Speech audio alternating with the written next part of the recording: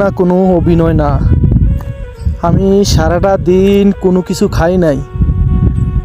আমি একটা পার্কের মধ্যে সারাটা দিন শুয়েছিলাম, কোনো খানা পাই নাই।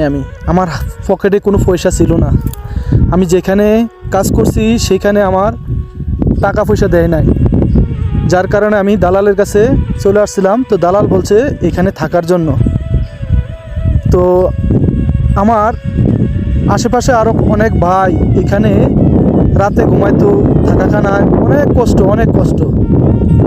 তো আমি ওনাদের দৃশ্যগুলো দেখে আমি চোখের পানি ধরে রাখতে পারি নাই।